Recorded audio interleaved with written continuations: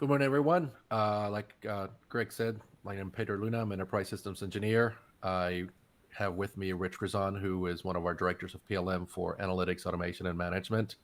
As a hobby on the side on the weekends, especially in the fall, I do broadcasting for the Texas A&M Aggie football team for Spanish radio. So the team wanted me to add that on there as part of our introduction. Great to be here this morning. And next slide, Rich. We'll talk about communication. That fraud is everywhere. As we work with our customers, I deal with a lot of enterprise customers on the hospital, on the healthcare vertical, on the financial vertical, and education vertical, utilities vertical. We hear more and more different stories as we talk with them about how they and their voice networks are being attacked. We had a hospital who reached us and they said, "Hey, we're getting a lot of phone calls. Your SBC and it's telling us that there's a lot of fraudulent attempts going out to international calls, and they couldn't figure it out." And so they reached out to us. They also have our analytics platform, and we were able to go through the ladder diagrams that we have. And the power of it is that we can pinpoint down to the IP address where those calls are originating. So we're able to guide them, and we found the IP address. Their CISO team was able to go into that room where it was punched out. And it turned out it was an empty table with a chair and a telephone, and somebody had unlocked it. They kept going in trying to make phone calls. Our system was blocking it. They were able to remove that phone out of the way and essentially save thousands of dollars on international phone calls. The other ones with regards to mobile fraud, and this actually happened here at Ribbon, where we kept seeing lots of short calls coming in from the same number, but it was like quick, quick, quick, quick, and our system identified as someone was trying to phish it. And so we were able to filter that number out. We blocked that number out, and we were able to keep that nuisance from occurring. As it was, you could literally hear the phones ringing throughout all the different offices, and was able to enhance productivity for our employees. Rich? Yep. Sorry, go ahead. Let's go on to the next one. I'll bring it up here. Right. Okay, no worries. So on part of what we keep hearing from the industry is the global impact of fraud for this year. It truly is a global issue. It's not here in the U.S., and it's growing larger and larger every day. Communications with fraud communications actually making about 2.5%, which is pretty significant of revenue lost for telecom providers. And then revenue loss globally for all the different industries is almost $40 billion. And then the amount of robocalls, as we all keep hearing on our mobile devices, potential spam, 4.4 billion robocalls were received just here in the U.S. last April. That's a lot of phone calls. And despite the fact that we do have, through our service provider, Stir Shaken, it's been in place for the last 4 years. There's different ways to use analytics tools as well. Our consumers, the U.S. consumers, continue to receive those billions of calls each month. It's not just it comes and goes. It's here. And so some of the latest news reports, it talks about how some emergency services are impacted as well because of those fraud and nuisance calls. And it continues to change. And it's not something that they're very creative when it comes to being able to attack our customers' network voice infrastructure. And really no one escapes from that. Hey, Rich, let's tell them about some of the things that we're doing here at Ribbon to address some of the concerns that those customers have brought up. Yeah, sure. And I know we're focused more kind of on the enterprise side here. And one of the things that I apologize, Pedro, I tripped him up on the last slide. I did want to talk about some attack types that still come in at the service provider layer. You don't even think about it as in today's age with caller ID and everything, but there's still something, it's called a Wangiri attack. It's a one ring and cut. Effectively, these bad actors out there, they'll get thousands and thousands of numbers, load them up on auto dialers, and then launch them. The intent is not for you to answer the call. So they're not really trying to talk to you at all. They are really, from the very basic sense, they just want you to call them back because they're giving an improper calling number and they're expecting you to call back. And then you are inadvertently calling a high rate area that they then are making money. And the funny thing about that is, in today's networks, so you think with caller ID and everything, they still see about a 4% pickup rate on the Wangiri attack. So of the and it's just all in a number. So they make this up in pennies, but you can see this stuff adds up, and it's not just the direct revenue loss. It is your, as we talked in some of the title, it affects the brand sometimes of these companies and impacts the actual them to provide services, not just the actual IT cost layers. So as Pedro said, so what are some of the things kind of here, ribbon, that we're doing trying to attack these? Let's kind of look through a little bit on the landscape and how these attacks kind of function. They work within a network view here. So I have to do my little laser pointer. So if you look at it, we're going to break it up as incoming and outgoing attacks. So you have the incoming attacks, which are more focused on impacts to you providing services to your own customers. These are coming in, and you have to be able to filter out where the legitimate callers are coming into your networks versus those bad actors. And that could be anything from a telephony denial of service attack, where they're really just trying to flood your call center, flood your network, so you can't even make calls. There's an old story about the dentist office. For whatever reason, someone actually focused on them and basically shut down their phone system. They were just making so many calls into them, they couldn't make any calls out, or none of their patients could even make calls in. So very impactful to the services. And I mean, we talk about the large scale levels, but this can impact such as a thing as a dentist office. The next layer is just those nuisance robocalls, people coming in trying to steal accounts, do phishing, basically trying to rip off through identity theft and whatnot, coming in and taking up your services, attacking your employees effectively on it. And then one of the levels was the toll-free and traffic pumping. Again, they're trying to build revenue for their own illegitimate businesses and make money through interconnect fees. Okay, so that's stuff that you need to kind of look at and try to focus on where things are coming inbound. But there's also a level of calls that happen fraudulently going outbound.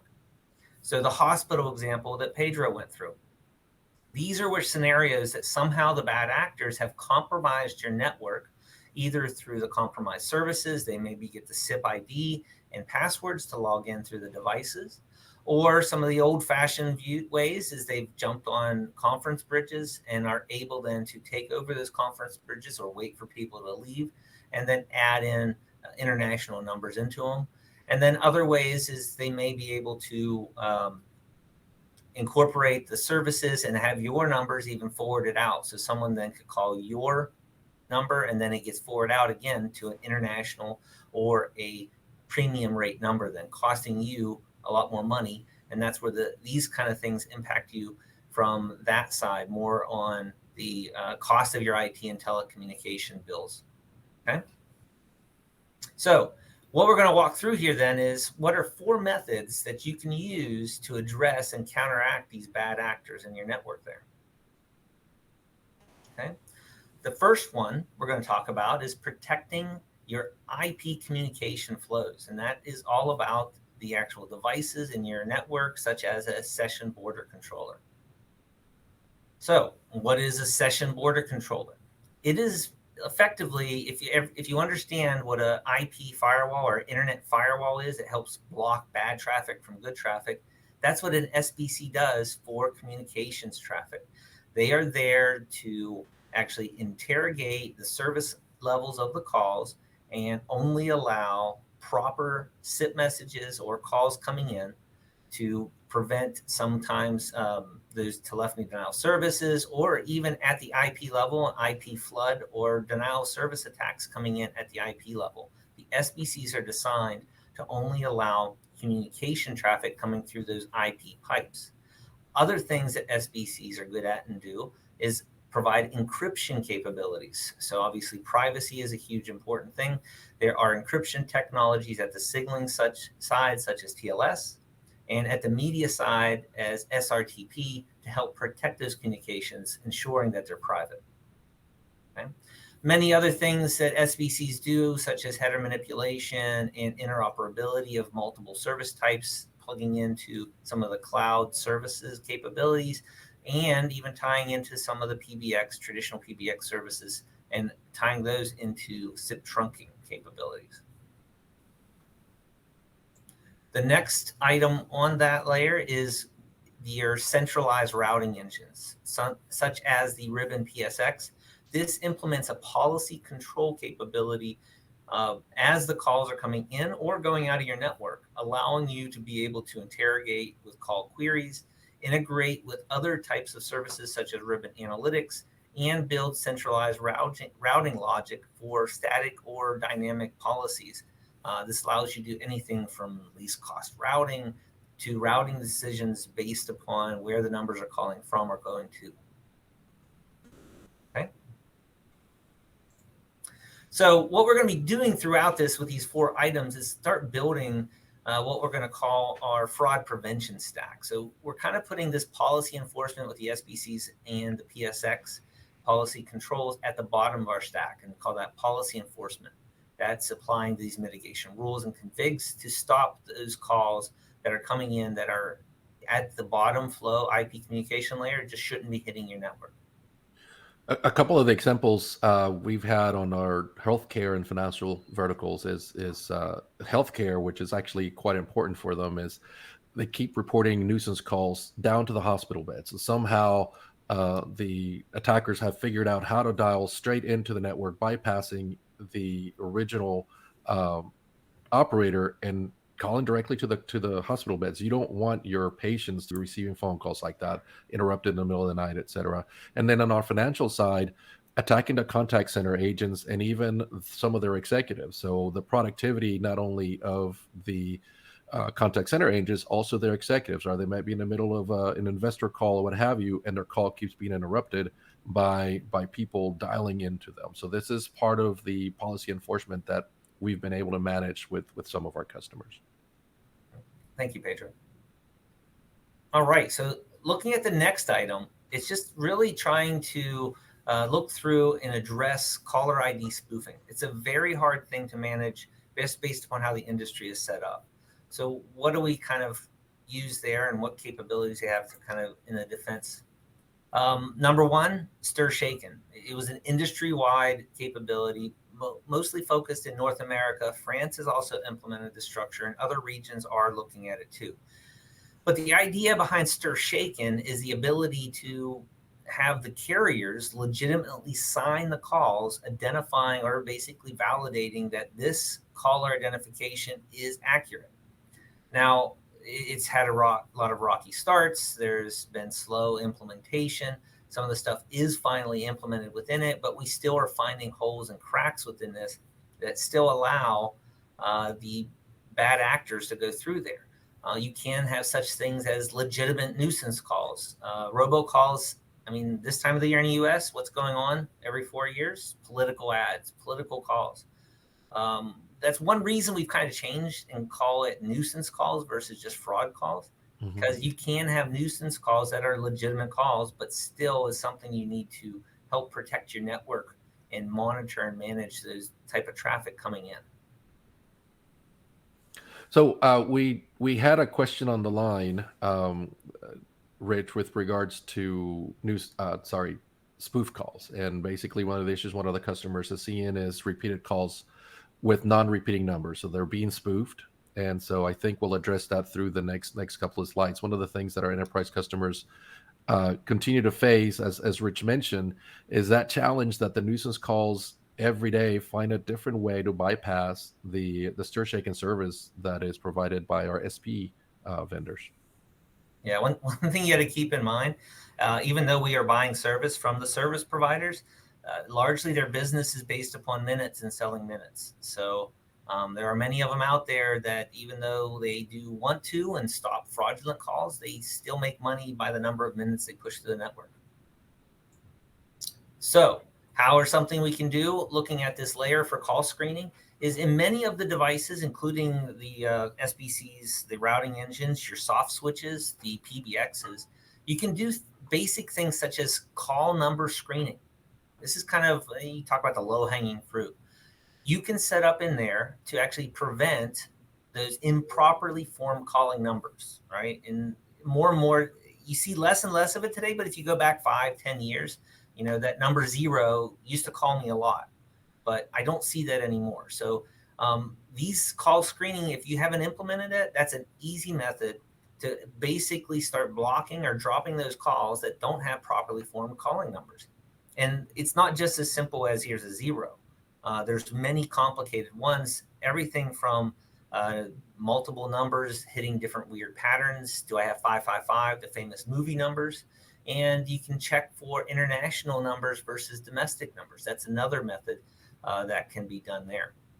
And another one, when you tie with the service providers, there's something called number allocation. So all the number blocks within the North American dialing plan are assigned to different carriers. And those carriers do talk about what numbers are active or inactive. So there's a number block list, or not block list, excuse me, number allocated list that can be used to screen numbers and look for it. That the next layer, if you want to think about going that step beyond calling number screening, is just active call challenging. You can do that a couple different ways. One, an easy way is just IVR menus. Someone calls in, maybe no one answers the phone right away. It goes instantly to a menu. Every time you call a pharmacy, this is kind of what you get, right? You have to listen and make numbers. That helps protect them from fraudulent calls. You don't think about it that way, but it absolutely does. The next one in there that can be used is you can implement a phone or digit CAPTCHA. Everyone's done these on the web pages and stuff, but effectively you make a call in.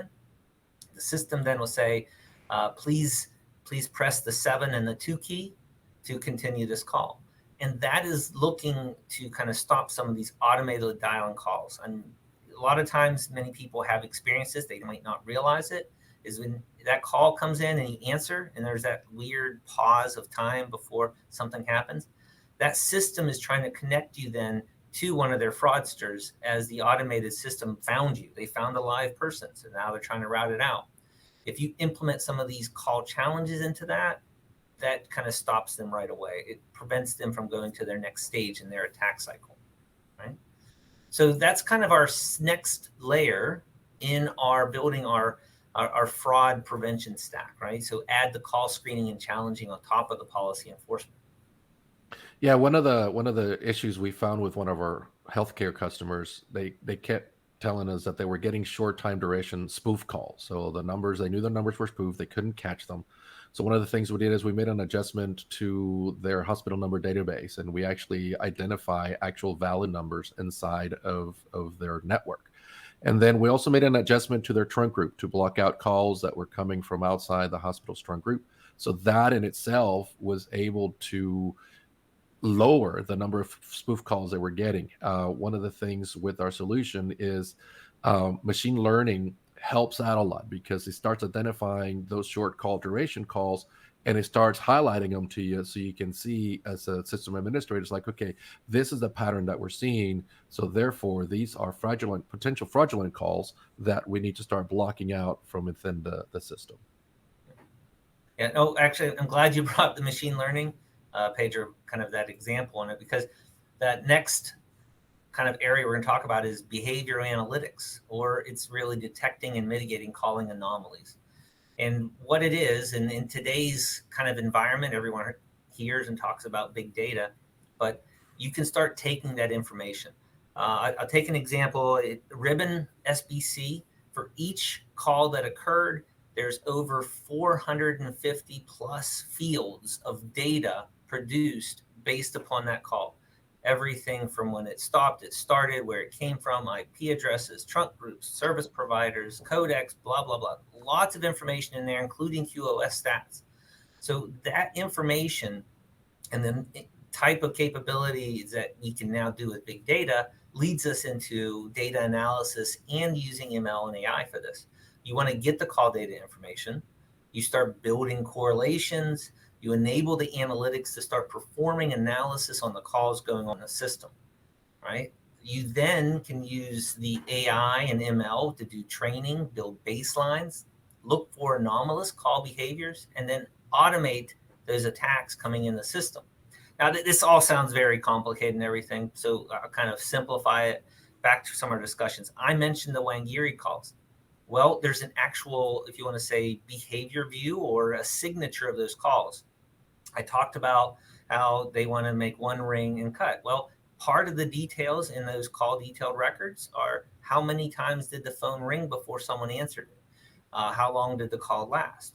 All that type of details can then be pulled out, and then you can sort and grab the calls that look like those signature files and identify, either one, I see that one caller, I'll pick on Pedro. Pedro made 500,000 calls in the last 5 minutes. Well, the system should be able to say, okay, no human can do that. So obviously this is automated. Now, are people actually answering and talking to those? Is there a rate of less than 4%, 5% of people answering? What's kind of going on there? That these systems are getting smart enough that they can react to that and see that Pedro made all these calls. Well, obviously that's not Pedro. So let's put Pedro on this block list and tell the rest of the devices in the network, don't take calls from Pedro anymore, right? So that's the way you can start using analytics in the system here, looking for those different patterns, defining those patterns out in the system, using machine learning and AI to develop those block lists, and looking for those attacks and threats coming in the system that are a little bit more intelligent than just that call screening. They're not using 555 anymore. Now they're actually going to use Pedro's number and make calls. So, Rich, there's a call from my buddy Tim.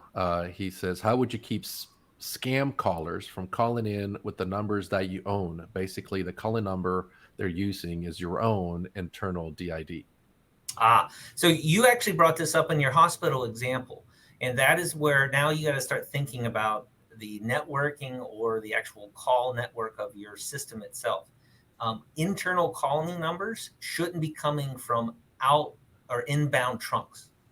So you can actually identify this on your PBX or your calling plans. Back when we were talking about the call screening, is I do not want any of my internal calling numbers, if they're coming in from a trunk from T-Mobile or AT&T or Tata, then they're actually calling from outside my network and they're not legitimate. So we have a way of setting up rules to be able to block those calls out. Absolutely. Cool. Some of the other patterns we've discovered in our customer networks, we talked about the short time duration calls, sequential number ringing, where they continue to call, my number, let's say, is 1234, then they call 1235, 1236, et cetera. You can actually hear them ringing throughout. Scripted voice patterns, where the pattern of the call, you kind of know how long that call is going to last just based on what they're doing. And these types of calls are done throughout the network. And obviously with the naked eye, you can't really see. You hear them ringing, right? But you can't really see them unless you put them through the analytics system to help you discover those calls that are occurring. Yeah, you can kind of build out those patterns and then look for those patterns to identify it and have the system help train on looking for those things going on further. All right, so kind of closing out with our stack here, the next layer is really trying to do reputation scoring. It's using real-time nuisance and scam detection capability on the mitigation of the calls themselves. So let's talk reputation scoring. So what is that? You think of credit scores, right? Yes, that's kind of what it is. It is pulling information from multiple data sources to build and apply a scoring algorithm for the real-time call filtering. Okay, so everything you say tenant data. So that was anything from, as Pedro mentioned, the calls, the numbers in my network, or maybe callers that I know I have or callers that I don't know I have. That's kind of your tenant layer. You look at your own community of interest. And we can then also start grabbing global data, such as some of these spoof detector systems out there. You can pull in and share detailed information from them on what numbers have they identified are fraud or spam calls coming in. On top of that, things such as a honeypot. So what's a honeypot? It's the idea of we've partnered with some service providers at Ribbon and actually have established some, they're called bad numbers, but effectively the numbers are so bad, no one wants to own these phone numbers because they're just being inundated with spam calls or bad calls. They've definitely hit the bad actor list and used all the time.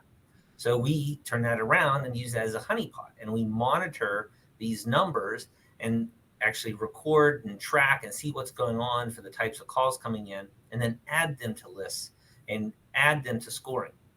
Beyond that, I talked earlier about the number allocations from the service providers. You pull in that data, you kind of munge all this information together, and based upon the different capabilities in that, you actually start applying a factor or a decision to base a range or a score on those calls. So then, what in the core score calling numbers then is when a call is coming into the system, it bounces it off all these different data sources, and then it returns a live score for that. In Ribbon's case, 0 to 100 on how bad or how fraudulent this call actually may be. And then that is what is used by the system. A key component here of reputation scoring, as I said, 0 to 100, it's not binary.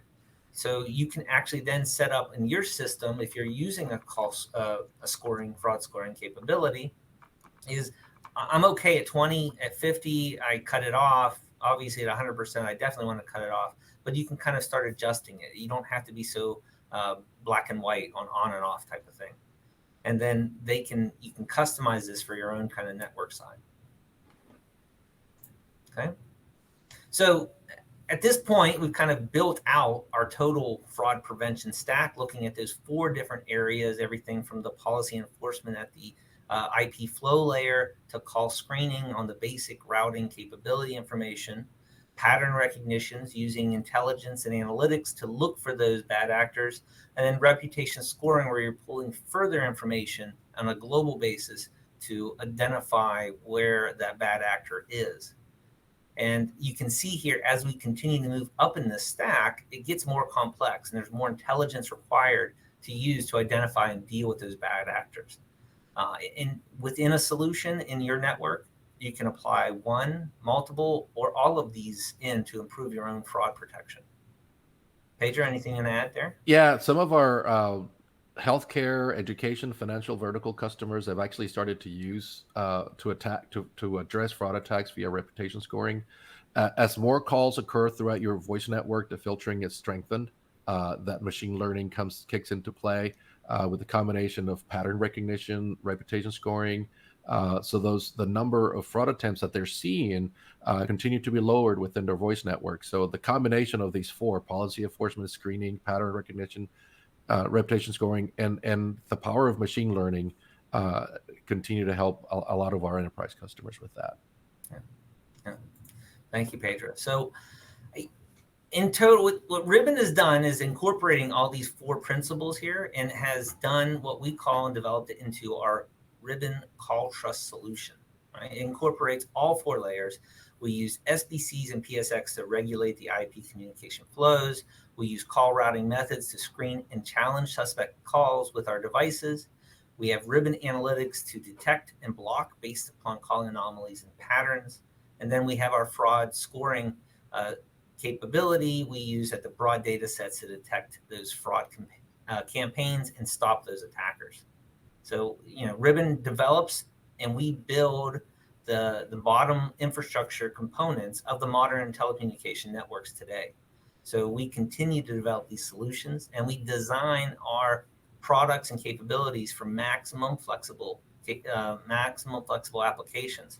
So we continue then to adapt our capabilities and our products to evolve them to continue to battle the attackers. I mean, this stuff continues to evolve and change. As Pedro talked early in the presentation, every year there's a different type of attack coming in, but ultimately you still have these 4 basic capabilities and premises on attacking them.